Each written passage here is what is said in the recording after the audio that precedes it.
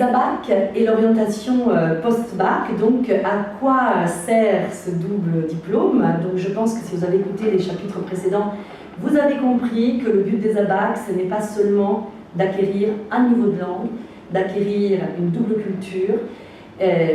Bien sûr, c'est aussi d'avoir un double diplôme. Alors en réalité, le double diplôme, concrètement,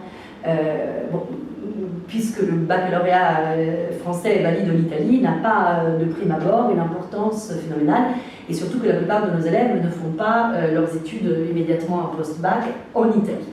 Donc ce n'est pas forcément l'utilité immédiate de l'objet qui compte, mais c'est tout d'abord tout ce qu'il représente, à savoir dans le dossier de l'élève, non seulement donc la connaissance linguistique, la connaissance culturelle, mais aussi l'expérience à l'étranger, c'est-à-dire avoir accueilli, être parti, faire des études, être capable de suivre des cours dans un autre lycée, avoir fait cette expérience est un véritable atout dans les fiches à venir du parcours post-bac, c'est-à-dire lorsque les élèves vont devoir rédiger leur présentation personnelle et leur parcours. C'est un vrai atout qui est souvent demandé, mais aussi, je dirais que cette double culture est aussi la preuve quand même d'une certaine compétence, à savoir donc un esprit critique et une culture générale extrêmement approfondie par rapport à un parcours français lambda, parce que les connaissances qu'on acquiert avec ce double diplôme sont quand même denses et très structurées. Cela, vous pourrez peut-être l'entendre dans les témoignages de nos élèves qui sont déjà dans leurs études supérieures.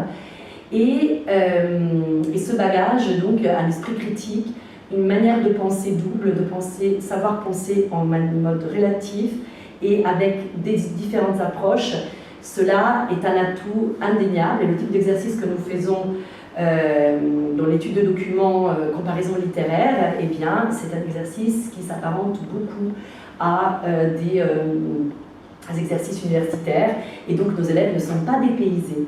Ils arrivent dans leurs universités, dans leurs grandes écoles, avec un savoir-faire, avec des compétences d'analyse, de synthèse, de rapprochement, de comparaison de documents, et une culture générale extrêmement solide, et cela est très fortement, bien sûr, reconnu. Donc le post-bac, toute voie est ouverte pour les ABAC, et parfois doublement ouverte, puisque les élèves avec leur double baccalauréat peuvent intégrer directement les universités italiennes. On a des élèves qui ont intégré Polytechnique, la Bocconi de Milan, tout simplement en passant les concours et les études de dossier que ces écoles et ces universités demandent. Mais autrement, effectivement, ils ont le baccalauréat italien, donc ils peuvent présenter, par exemple, en même temps médecine en Italie et en France. Voilà, donc c'est une double chance en quelque sorte, mais qui est avant tout un sésame qui prouve, qui est une preuve matérielle d'un parcours, d'une expérience et d'une qualité de compétence indéniable. Moi, je remercie beaucoup de votre écoute. Vous allez retrouver, donc je voulais juste vous dire que je tenais particulièrement à faire ces vidéos parce que je trouvais que le contact qu'on ne peut pas avoir lors des réunions avec les vidéos, ça passe un petit peu.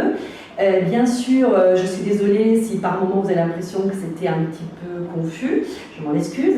Pour cela, nous allons mettre des pièces jointes que vous pouvez télécharger où nous allons résumer ce que nous avons dit. Vous aurez également un dossier que vous pourrez télécharger pour candidater. Et autrement, pour l'instant, les procédures de candidature sont encore floues pour le rectorat, mais ce qui est sûr, c'est qu'il faudra une lettre de motivation, les bulletins de 4e, de 3e et du premier trimestre, et si on peut, du 2e trimestre, et nous essayerions d'organiser une réunion, bien sûr, le plus vite possible, lorsque les conditions nous permettront. Je vous remercie beaucoup pour votre écoute et je remercie les élèves qui m'ont aidé dans la mise en place de ces vidéos et qui vont par la suite, bien sûr, également intégrer des témoignages. Merci beaucoup.